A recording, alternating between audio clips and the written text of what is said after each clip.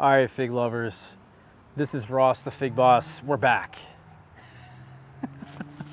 We're back on the patio here, guys. It's a nice feeling. The fig trees have been moved back home from the commercial greenhouse that we were in. Shout out to my friend Chip, SherwoodSeeds.com, for anyone that's interested. He has his own seed company. Chip was the one who allowed me to use the commercial greenhouse I've been growing these potted fig trees in for the last month and a half. And it's been an awesome experience to learn exactly the power of that greenhouse. But namely, it was about that full sun. Now, the heat and getting them a higher metabolism has certainly pushed them into what I would say and estimate is probably a whole month's head start. My potted fig trees here, across the board, without that greenhouse head start, are now going to fruit a whole month sooner. And that is amazing. Because if I can get my fig trees to fruit in July, which probably most of the early varieties will, I'm expecting a lot of them to fruit by middle of July, that means that 30 to 60 days roughly later, their entire crop will finish. And so that means most of my harvest will take place at the warmest and typically the drier periods of my growing season. And that means amazing things for fruit quality.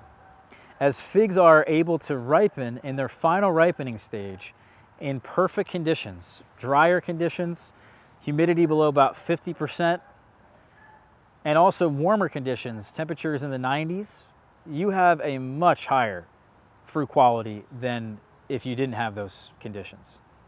So it's gonna be amazing. I'm gonna have fruits at a record pace, a record date this year. But what's been amazing to me is if you just look at this greenhouse, or this patio, excuse me, not the greenhouse, it is just so full. It is so lush. The patio has never looked this good. The trees have never looked this good.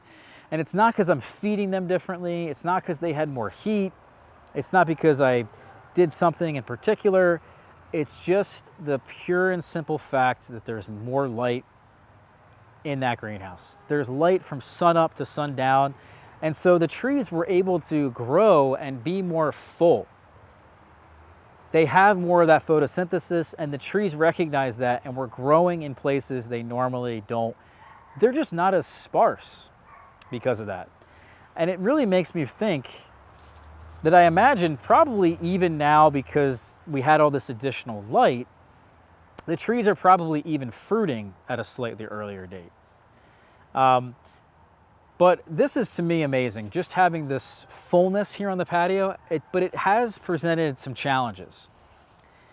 The more fruiting branches and the more fuller our trees are and the more access to sunlight they have, the more fruits they're gonna produce. So we're gonna produce a lot of fruit this year, but because they're so darn full, I just have run out of space.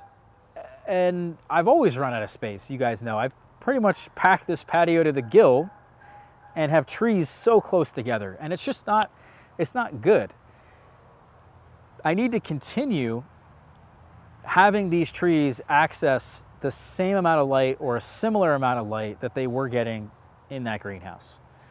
It's one thing to have that light to be able to set the fruit buds on the branches, but once the branches actually produce their fruits, the main crop of the year, we need to maintain another requirement of light, which is going to allow them to ripen. If for some reason the branches now are shading out, or the canopies are too dense, or there's a lack of light lower down on the branches where the main crops first set, and as the trees continue to grow, they now are shading those lower fruits on those branches.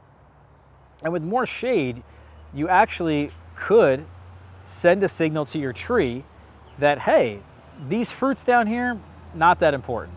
These leaves down here, not that important. And so the tree just finds them to be just not helping in any way. Shadier parts of any tree, typically the trees will not grow there, or they will reject a lot of the growth and leaves or fruits that are in those locations. So we need to continue that process of giving them more light, But I have to give everything less space because there's just less space on this patio. The amount of growing space that they were in, they were able to be at a wider spacing than they are here on this patio. And so I'm hoping that a lot of the varieties that typically drop their fruits because of that lack of sunlight, we talked about this in a video last year when we mentioned our St. Martin tree. And we said that those figs in those videos, things like St. Martin, Pastelliere, Celeste, these are classic fig varieties. Another one I think and I'm hoping is going to be Rosso di Goni. These are varieties that I just find will drop very consistently with that lack of light.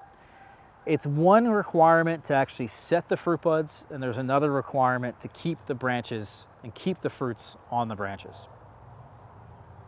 And that's why I believe it's not really a partial parthenocarpy problem that some people have noted in the past, different hobbyist growers.